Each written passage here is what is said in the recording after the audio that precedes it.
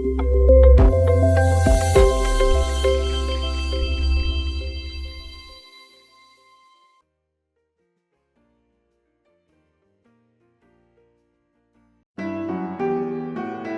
सुंदर से गांव में एक मूर्तिकार रहा करता था, जो बहुत ही सुंदर सुंदर भगवान की मूर्तियां बनाता था।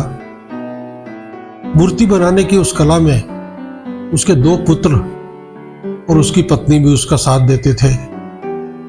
उस मूर्तिकार द्वारा बनाई गई मूर्तियां इतनी सुंदर थी कि आसपास के गांव के लोग भी उससे मूर्तियां खरीदने आते थे। धीरे धीरे समय बीतता जा रहा था। मूर्तिकार बूढ़ा होने लगा था।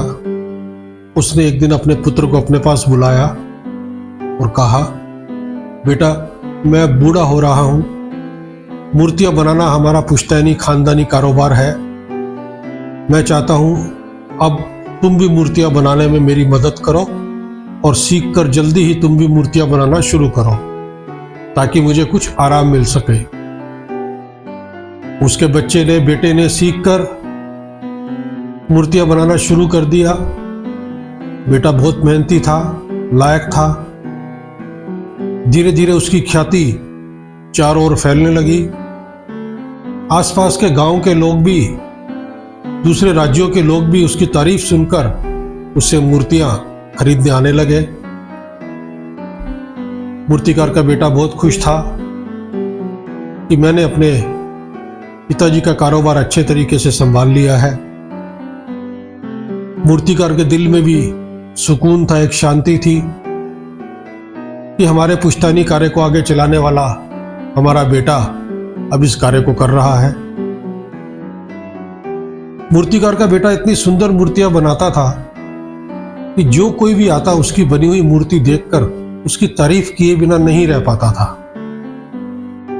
धीरे धीरे समय बीतता रहा। मूर्तिकार के बेटे को एक बात ये खटकने लगी कि आसपास के राज्य के लोग भी आकर मेरी मूर्ति की तारीफ करते हैं, परंतु आज तक मेरे गुरु, मेरे पिता ने कभी भी मेरी बनाई हुई मूर्ति की तारीफ नहीं की।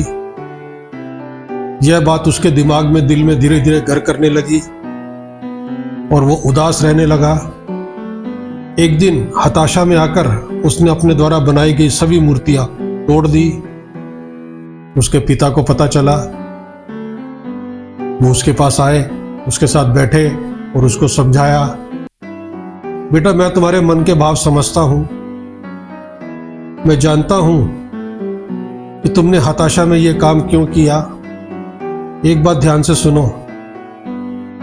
मैं जानता हूं तुम मूर्तियां मुझसे भी अच्छी और सुंदर बनाते हो।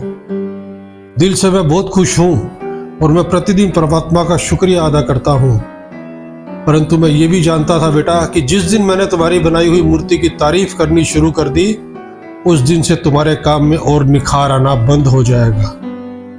तुम उसी को अपना अंत समझकर, अपनी विजय समझकर अपने मार्ग से भटक जाओगे। इसके लिए मैंने तुम्हारी तारीफ नहीं की।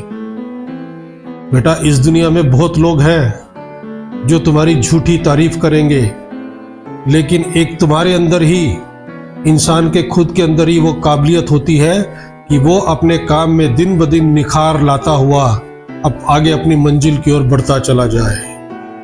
तो बेटा, ये कारण था जो मैंने तुम्हारी तारीफ नहीं की।